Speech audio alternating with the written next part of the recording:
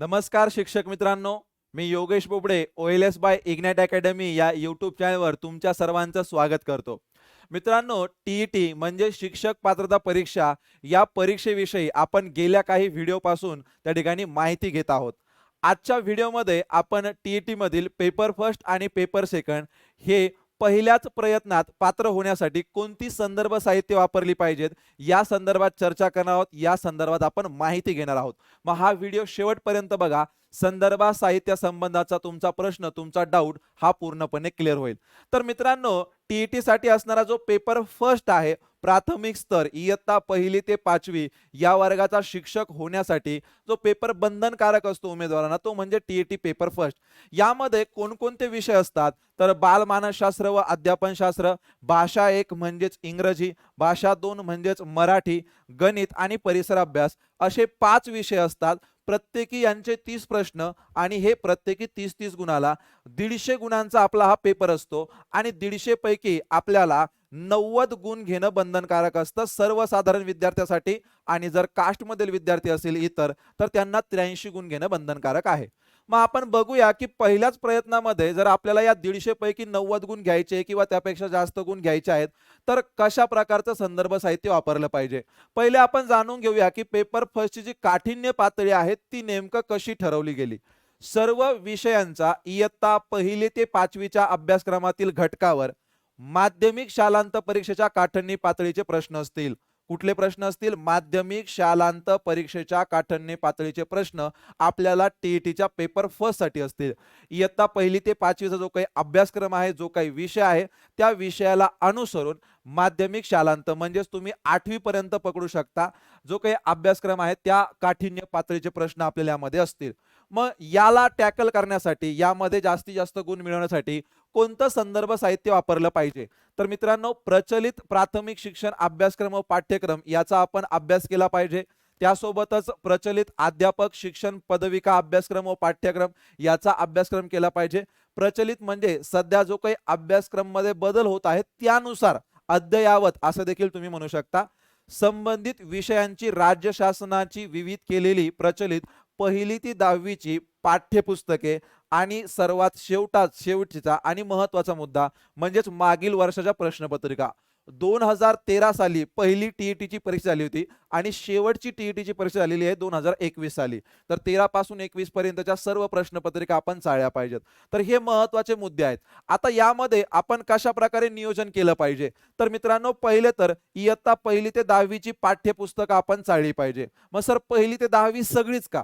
आता बघा, इयत्ता 1ली ते 2री 3री पर्यंत पाठ्यपुस्तकामध्ये विशेष काही नसतं, तुम्हालाही माहिती आहे. 3री 4थी पासून थोड्याफार प्रमाणामध्ये इतिहास असेल, भूगोल असेल किंवा इतर जे काही विषय असतील, गणित असेल, यांच्या ऍक्च्युअल मोठ्या कन्सेप्टला त्या ठिकाणी सुरुवात होते. म्हणून असं म्हणता येईल तुम्हाला की इयत्ता 3री 4थी पासून ते 8वी पर्यंतची पुस्तकं व्यवस्थित चाळणे. इथं तसं तर आपण 10वी पर्यंत क्लिअर केलेलं आहे.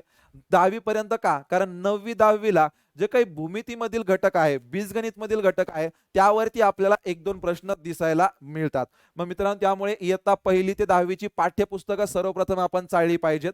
मग यामध्ये आपल्याला मराठी असेल, इंग्रजी असेल, गणित असेल आणि परिसर अभ्यास असेल यांची तयारी होऊन जाईल. परंतु बालमानसशास्त्र, अध्यापनशास्त्र याचं काय तर त्यासाठी मित्रांनो इथं तुम्हाला सांगितलंय प्रचलित अध्यापक शिक्षण पदविका अभ्यासक्रम आणि पाठ्यक्रम हा तुम्हाला फॉलो करायचा आहे. म्हणजेच काय तर तुमचं DED BED किंवा ज्याची नावं वेगवेगळी आहेत, DTED आहे किंवा जे काही असेल तर त्यामधील जो काही तुम्ही मानसशास्त्र संदर्भाचा अभ्यास केला असेल, बालमानसशास्त्र, अध्यापनशास्त्र, तर या संदर्भाचं साहित्य तुम्हाला तिथून वापरायचं आहे. तीच पाठ्यपुस्तकं तुम्हाला काम येणार आहे. आणि सर्वात महत्त्वाचा मुद्दा, या दोन्ही गोष्टीचा अभ्यास करताना यावरती नजर ठेवणं गरजेचं आहे. कशावरती? मागील वर्षाच्या प्रश्नपत्रिका 2013 पासून 21 पर्यंतच्या. मित्रांनो, जर तुम्ही या सर्व प्रश्नपत्रिकांचा व्यवस्थित अभ्यास केला, जो आम्ही तुमच्यासाठी वारंवार करतच असतो, त्याचं डिटेल ॲनालिसिस देखील घेऊन येऊयात. कोणत्या टॉपिकवर प्रश्न रिपीट होतो, कोणत्या टॉपिकवर प्रश्न येत नाही, हे सर्व तुमच्यासाठी घेऊन येऊ, काळजी करू नका. पण जर तुम्ही स्वतः केला, सर कुठे मिळतील या प्रश्नपत्रिका? मित्रांनो, या प्रश्नपत्रिका तुम्हाला आपल्याच ॲपमध्ये मिळणार आहे. इग्नाइट अकॅडमी हे ॲप तुम्हाला डाउनलोड करायचं आहे प्ले स्टोअरवरून, ज्यामध्ये कॅटेगरी निवडायची तुम्हाला शिक्षक भरती आणि मग त्यामध्ये तुम्हाला या प्रश्नपत्रिका बघायला मिळतील. या प्रश्नपत्रिकांचं सोल्युशन देखील असतील. ज्यांनी बॅच घेतली त्या विद्यार्थ्यांसाठी फ्री ऑफ कॉस्ट ते सोल्युशन असेल. मग आता या प्रश्नपत्रिकामध्ये जे प्रश्न रिपीट होतात त्यांची काठिण्य पातळी, बऱ्यापैकी जे घटक आहेत मित्रांनो, टॉपिक आहेत, हे बऱ्यापैकी फिक्स आहेत. काही टॉपिक हे आलटून पालटून येतात, पण काही टॉपिक हे फिक्स आहे की चला या घटकावरती प्रश्न येतोच, या घटकावरती येतोच. मग असा अभ्यास तुम्हाला करायचा आहे. या 3 गोष्टीवरती जास्त फोकस करायचा आहे. मग या 3 गोष्टींचा अभ्यास करताना जर तुम्हाला असं जाणवतंय की पर्टिक्युलर काही जो कन्सेप्ट आहे हा माझा पाठ्यपुस्तकातून किंवा माझ्या डी.एड. बी.एडच्या अभ्यासक्रमामधून क्लिअर होणार नाही, मला यासाठी अजून काही नवीन पुस्तकाची गरज पडू शकते, तर मित्रांनो मार्केटमध्ये एखाद्या प्रचलित लेखकाचं संबंधित विषयाचं पुस्तक देखील तुम्ही हाताळू शकता. पण ते पुस्तक हाताळण्यापूर्वी हे तुमचं पूर्ण झालेलं असेल याची काळजी असू द्या. डायरेक्ट त्या पुस्तकाकडे जाऊ नका, कारण आपली जी परीक्षा आहे ती आहे शिक्षक पात्रता परीक्षा. यामुळे या अभ्यासक्रमाचा याचा आधार हा जास्त आहे, ना की डायरेक्ट स्पर्धा परीक्षेचा अभ्यासक्रम. ही गोष्ट तुम्ही नेहमी लक्षात ठेवा. निकाल 3 ते 60% येण्यामागचं मुख्य कारण मी तुम्हाला ते सांगितलं होतं, चुकीचे संदर्भ साहित्य. हा मुद्दा तुम्ही लक्षात घ्या. तुम्ही स्वतःही प्रश्नपत्रिका चाळून तो मुद्दा तुम्हाला क्लिअर होऊ शकतो. मग हे झालं मित्रांनो आपलं पेपर फर्स्ट संदर्भात. आता आपण पेपर सेकंड संदर्भात बोलूया. जो पेपर 2 आहे, उच्च प्राथमिक स्तर म्हणजे इयत्ता 6वी ते 8वीचा शिक्षक होण्यासाठी जो पेपर आपल्याला बंधनकारक आहे, अनिवार्य आहे, त्यामध्ये आपल्याला 4 विषय असतात. पहिला विषय असणार बालमानसशास्त्र व अध्यापनशास्त्र, भाषा 1 आणि भाषा 2. हे जे 3 विषय असतात हे आपल्याला प्रत्येकी 30-30 गुणांसाठी असणार आणि याच्यामध्ये 30-30 प्रश्न असणार.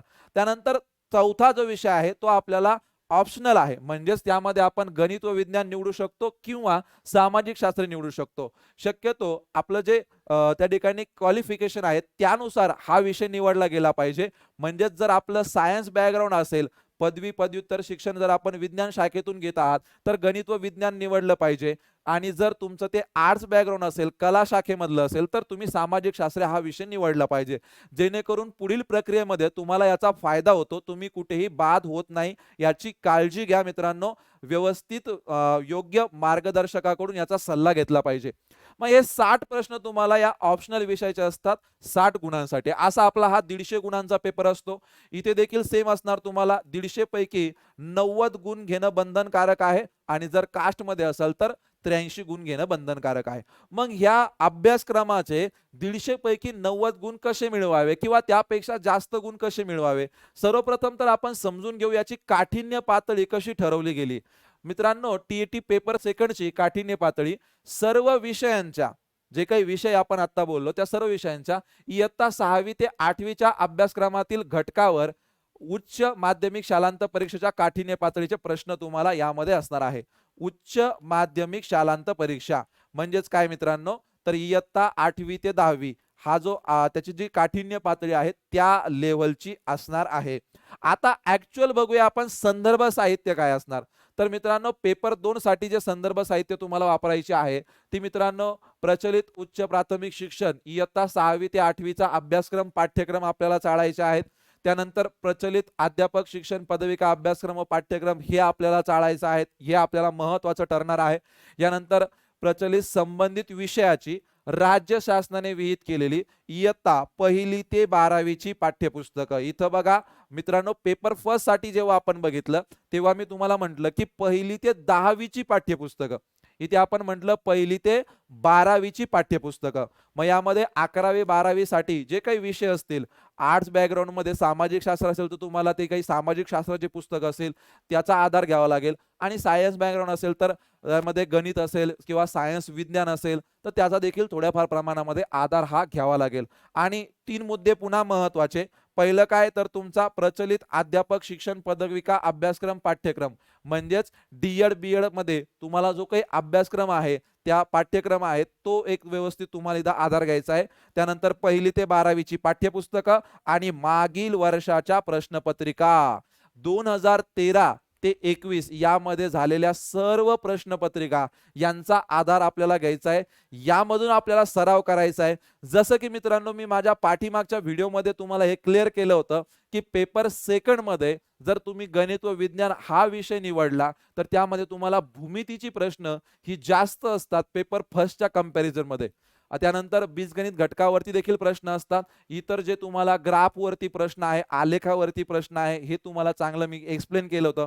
विज्ञानचा विषय विचार जर आपण केला तर भौतिकशास्त्र, रसायनशास्त्र आणि जीवशास्त्र यावर प्रत्येकी 10 प्रश्न आपल्याला दिसून येतात. आणि जर तुम्ही पर्टिक्युलर फक्त सामाजिक शास्त्रे हा तिथं ऑप्शनल सब्जेक्ट निवडला तर इतिहास, भूगोल, नागरिकशास्त्र ज्याला आपण इभुना म्हणत होतो बघा, तर या 3 विषयावर आपल्याला प्रत्येकी एक 20-20 प्रश्न दिसून येतात. मग हे प्रश्न तुम्हाला या प्रश्नपत्रिकेमधून समजून येतील. यांची काठिण्य पातळी असेल, यानंतर कुठला घटक हा वारंवार रिपीट होतो, नागरिकशास्त्रामधले कायदे असतील किंवा काही घटना असतील त्या रिपीट होतात का, इतिहासामध्ये असेल, भूगोलामधील काही जे पर्वतरांग असेल, नद्या असेल यावरती प्रश्न आहे का, यानंतर गणित बुद्धिमत्तामध्ये गणितामध्ये कोणाला कोणत्या टॉपिकवरती प्रश्न आहे, भूमितीमध्ये कोणत्या घटकावरती आहे, प्रमेयावरती आहे की डायरेक्ट क्षेत्रफळ घनफळावर, या सगळं तुम्हाला प्रश्नपत्रिका चाळून समजू शकेल. ऍक्च्युअल तुम्ही स्वतः सेल्फ त्याचं अनालिसिस केलं पाहिजे आणि हे अनालिसिस केलं तुम्हाला लक्षात येईल की ते आपल्याला इयत्ता 1ली ते 12वीची पाठ्यपुस्तकं आणि विशेषतः मानसशास्त्र, अध्यापनशास्त्र, बालमानसशास्त्र याच्यासाठी आपल्याला आपल्या डी.एड. बी.एडची जी काही त्या संदर्भात पुस्तकं होती ही कामं येणार आहे. तर हा झाला मित्रांनो या दोन्ही पेपरसाठीचा डिटेल संदर्भ साहित्य. हे तुम्हाला आवडलं असेल तर मित्रांनो याला लाईक करा. यानंतर तुमचा हा आवडीचा एक प्रश्न या ठिकाणी असेल की सर आता संदर्भ साहित्य पण क्लिअर झाली, अभ्यासक्रम देखील क्लिअर झाला, पात्रता बऱ्यापैकी क्लिअर झाली, मग आता याची आपल्याला तयारी करायची, कारण जसं तुम्ही म्हणताय आणि जसं आम्ही बघतोय दरवर्षी टीईटीची परीक्षा होते आणि या वर्षी देखील आपली टीईटीची परीक्षा लवकर होण्याची शक्यता आहे, कारण मागच्या वर्षी झाली नाही, काही घोटाळ्यामुळे झाली नाही ती. मग त्यामुळे आज आता ताबडतोब आपल्याला तयारीला सुरुवात करायची आहे. आम्ही तुमच्या सोबत आहोत आपल्या प्लॅटफॉर्मवरती. मित्रांनो टीईटी शिक्षक पात्रता परीक्षा यासाठीचा पेपर फर्स्ट आणि पेपर सेकंडची परिपूर्ण तयारी होईल अशी बॅच लॉन्च झालेली आहे. बॅचचं जे स्वरूप आहे ते लाईव्ह प्लस रेकॉर्डेड असणार आहे. म्हणजेच या बॅचमध्ये रोज लाईव्ह लेक्चर होतील आणि झालेले लेक्चर तुम्हाला रेकॉर्डेड स्वरूपात देखील बघता येईल.